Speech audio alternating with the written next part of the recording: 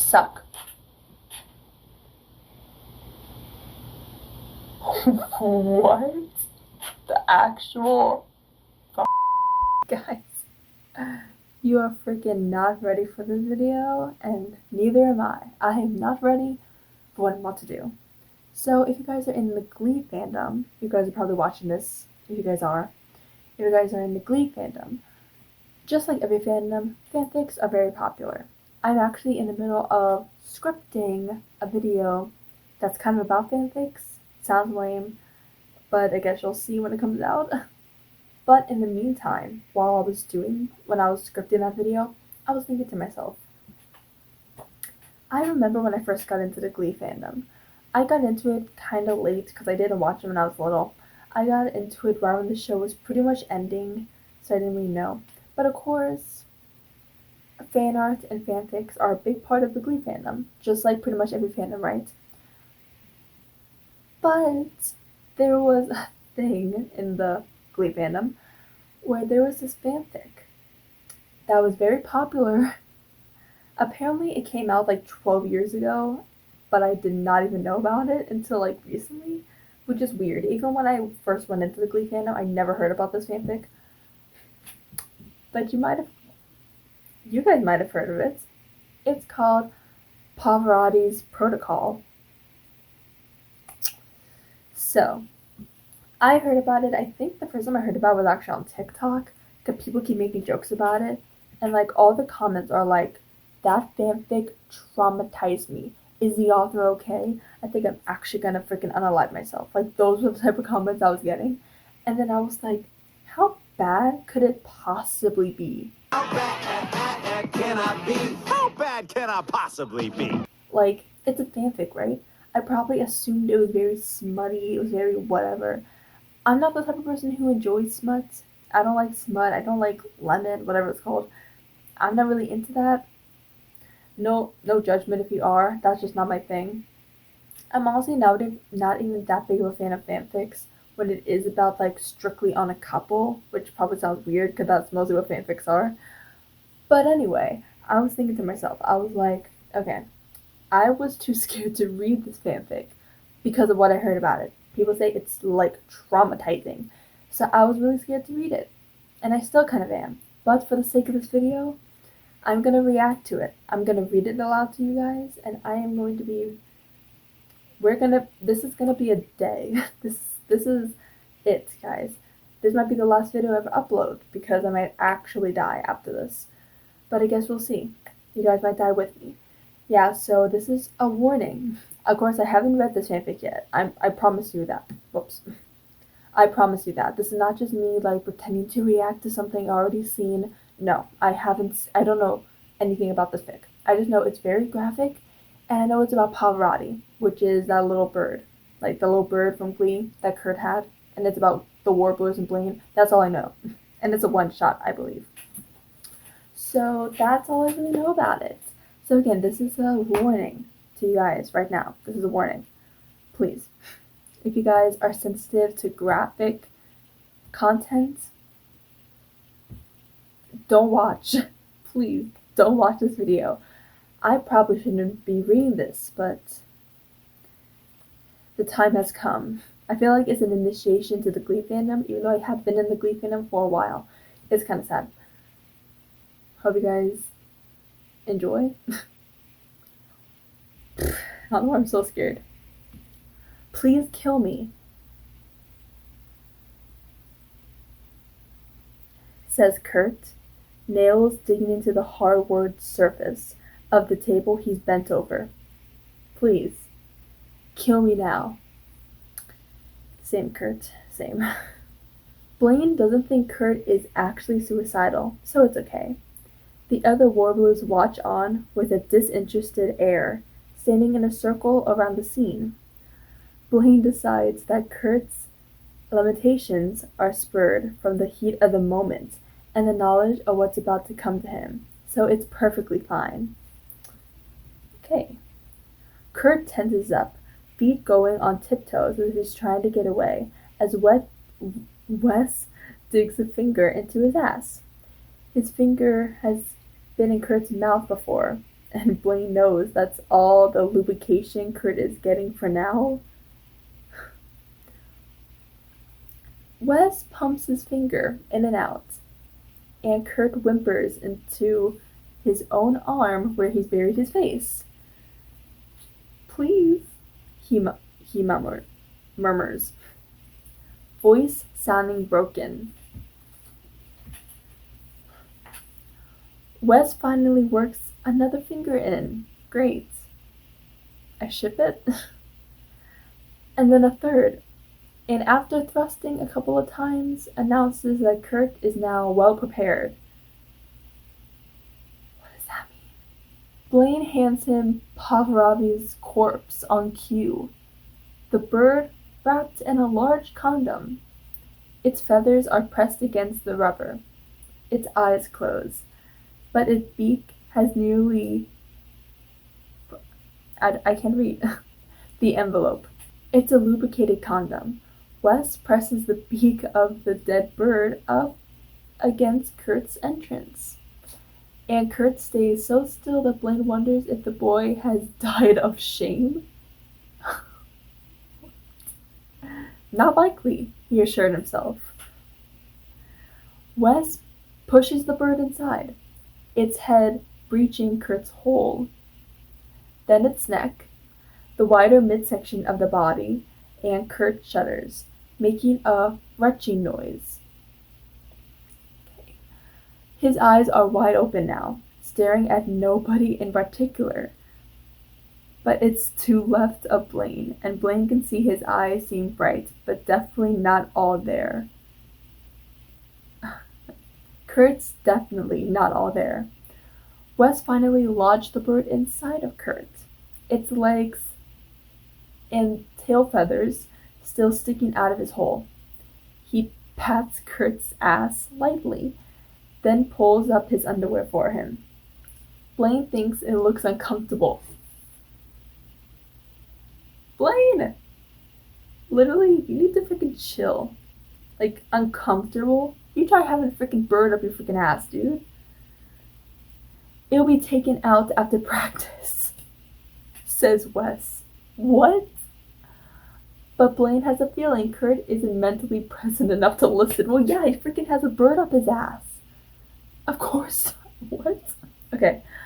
Blaine decides to make himself youthful and step forward and grasps at Kurt's hair and pull him off the table. Kurt makes a choking sound, squeezes his eyes shut and winces, but he remains silent otherwise. Okay. Sorry, I just had the realization that he has a bird up his ass. Like, I can't sit right. Okay. He's standing a bit hunched, and Blaine wonders if the bird is stretching him inside. It was part of the Warbler protocol. Pavarotti has been the descendant of a long line of warbler canaries, and Kurt's carelessness has cost them their mascots. Naturally, the code book decreed that the one responsible must be punished suitably. Bro is freaking being punished by being raped by a bird? What? Okay, I'm just picturing if this is canon. Just picturing it if it's canon. So Kurt's crying because Pavarotti died. He's singing. Everyone else is singing. He's singing Blackbird. Everyone else is sad. Blaine is falling in love with him. And then this scene happens. And then the next scene, he's making a casket. And that's the scene where Blaine's like, I love you. Like, what? Okay. There were other modes of punishment, but Blaine has been asked to choose, and he'd picked this one. Regular public caning for a month in front of most of the Dalton students might have been too humiliating, and branding too painful. This was also considered the most effective method. Okay, Kurt has been making a bedazzled coffin for the bird when Blaine has found him. One thing had led to another, and he'd struck up a relationship with Kurt and kissed him. Okay, so it happened after that. Makes sense. And then he explained the rules of the punishment to the boy. and he's been met with an incredulity and resistance. So he just freaking kissed Kurt and then shoved a bird up his ass. Okay. So they drugged him after he'd obviously dismissed the whole thing as a joke. Pretty dark joke, but okay. It had been Blaine's job to roll the condom over the bird. He'd been watching as Wes shoved the drugged, uncoordinated Kurt over the table, Kurt whimpering protest, and then pulled down his pants. And so here they are. Thanks for the catch-up, Blaine. Kurt stands awkwardly, mouth hanging open and his face paler than Blaine has ever seen it. He's also standing gingerly on his feet. And Wes does up his pants and fastens his belt for him. "We don't have much time," says Wes, checking his watch. "I'll wash up, and then we can get started." Okay. Practice goes smoothly. The song is E.T. by Katy Perry, and Blaine is sure he's personally pulling it off really well. Trent forgets his lines once. Someone else misses some steps, and Blaine is pleased to see that although Kurt is standing in place, he's singing his lines. Or perhaps he's mouthing them. Blaine isn't sure, but it's not that big of a difference, he decides. Kurt's also crying, or maybe he never really stopped. Well, Blaine figures he shall check on that later. Sometime he isn't busy dancing. Sorry, the grammar isn't the best, or my reading isn't the best. About 1.5 hours later, Wes and David call the practice session to a close and everyone mills out of the choir room. Kurt hasn't moved from his place, so Blaine stays until they're the only ones left behind. The moment the door is closed on them, Kurt starts babbling, voice panicked and hoarse. Get it out, please, get it out. Thank you. He tries to grasp at Blaine's shirt, desperate, fingers stiff. Blaine grabs him by the wrist and clicks his tongue. Shh, Kurt. Please get it out, please. Get the freaking bird out of him, dude. Kurt is shaking hard now, and Blaine can feel him practically vibrate. He's also making pain-wrenching sounds again. On the table, he says. And Kurt practically throws himself on the furniture, clawing at the wooden surface for leverage. Blaine walks closer, and he can't resist smacking Kurt lightly on the ass. Okay. And Kurt wails so loud, Blaine wonders if he's going to bring people back in here. Shh, I'm going to get it out, baby. Okay, I know that should be cute, but that was an unnecessary baby that makes me really uncomfortable. I don't know why. He pushes Kurt onto the table on his stomach and unfastens his pants and pulls him down. There's blood on his underwear, and the little bird's feet are still sticking out of his ass. Blaine sighs, and grabs them and starts pulling. His own dick twitches a little in response. Okay. Kurt yells again, but he pulls away from Blaine and to speed up the process. The visual it's just all hitting me. Blaine notes that the condom has a few streaks of blood on it, and Pavarotti's feathers are more crumpled than before. He finally extracts the whole bird out of Kurt's ass, and as Kurt sobs heavily, places it on the table beside him. Kurt is still babbling nonsense, and his ass is right there, and wide open, and Blaine figures that since they are dating now, it should be alright to have sex.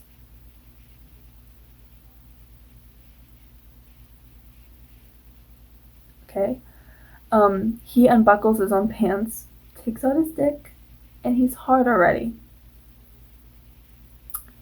strokes himself a couple of times, then pushes into Kurt without warning. Kurt freezes, tensing impossibly before letting out a much louder broken wail, and then going perfectly still. That suits Blaine fine. He grabs at Kurt's shoulders, mounting him, and starts thrusting. Kurt doesn't move or talk or make any sound, lying there like a rag dog. A rag doll, as Blaine ruts away. It's fine with Blaine until he realizes he needs something more. Needs to see Kurt react. Wait, so what happened to the bird again? Is the bird still inside of him? Okay, I missed that. Wait, okay. He grabs Pavarotti and pulls off the condom. The dead bird's feathers are crooked and in disarray. Blaine considers it with a moment of sympathy before holding its head at Kurt's mouth. Suck. What? The actual fuck? He commands, grinding in his thrust. Kurt doesn't respond, so he pushes the bird against Kurt's mouth. Kurt's lips are slack, and his teeth are unclenched, so Blaine manages to shove the bird inside. He isn't sure if Kurt is conscious by this point, so he grabs at his hair and tucks his face up a little. Do you hear me, Kurt? Okay. Okay. Kurt emits a strangled sob, satisfied that he isn't doing this to Kurt while he was incapacitated. Blaine returns to pushing the bird into Kurt's mouth, angling it so it hits the back of his throat. Kurt gags, and Blaine pounds harder into him until he finally comes deep inside of Kurt.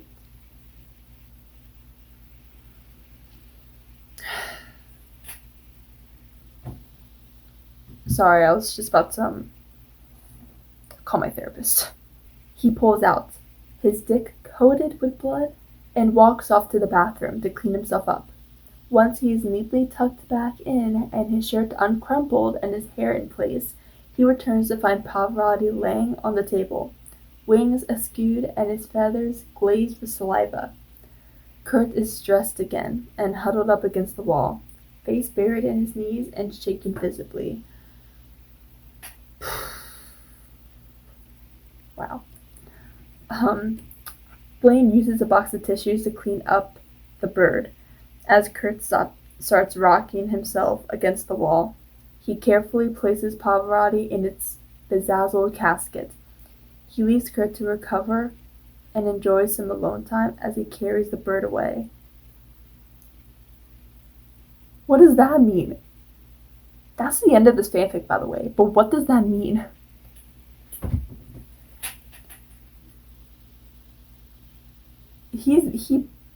No. Okay. I need to read the comments. Can I read the comments? I need to escape from reality. Please. Where are the comments? At first I was like, birds don't go there. And then I was like, LOL. Then I was like, birds don't go there either. I don't really have a final reaction yet, but I'm pretty sure it's going to be LOL. Is this person okay? I need to find someone who's actually as shook as I am. I kind of wish I could unread that. Thank you. I think I'm done. Okay, so the fanfic was shorter than I initially thought, but I'm glad. I am glad. Yeah, so it was bad. Honestly, again, I didn't read this fanfic beforehand. Obviously, I was freaking shook. But I'm not gonna lie, when I heard it was super, super bad, and I heard that it was called Pavarotti's Protocol, I kind of assumed it was gonna be something about, like, it is. I had a feeling it was gonna be smutty, and it was gonna be about the bird, and that's kind of what I figured it might have been like. I just didn't expect Blaine to react like that. Kurt probably definitely regrets going to Dalton now. What happened to the no bullying policy, Dalton? What happened to that? Like, what is happening? Like, he freaking moved because freaking Karofsky kissed him? Bro. Kurt can never get a break. He can never get a break. I really hope that Kurt broke up with him after this. I'm just so glad this isn't canon. Okay guys, so thank you for watching this video. Hopefully this video was, maybe less traumatizing watching it through video form. And honestly, I'm not gonna lie, it probably was less traumatizing for me to read it out loud than to read it before I'm going to bed, because that's my downtime. So it probably was a little better that I had a place to cope and I could, read it here for all you guys to enjoy. I don't know how YouTube works when it comes to taking down videos. I really hope this video doesn't get taken down. I don't make money from YouTube, so I feel like it should be okay. Even if I do get demonetized, I don't make money anyway, so I don't think that's an issue. But I didn't show anything, so hopefully that won't be too bad. So again, thank you guys for watching. As I mentioned before, I am writing a whole analysis about the culture of fanfics. I know it sounds pretty lame, but I'm trying to get ahead of it.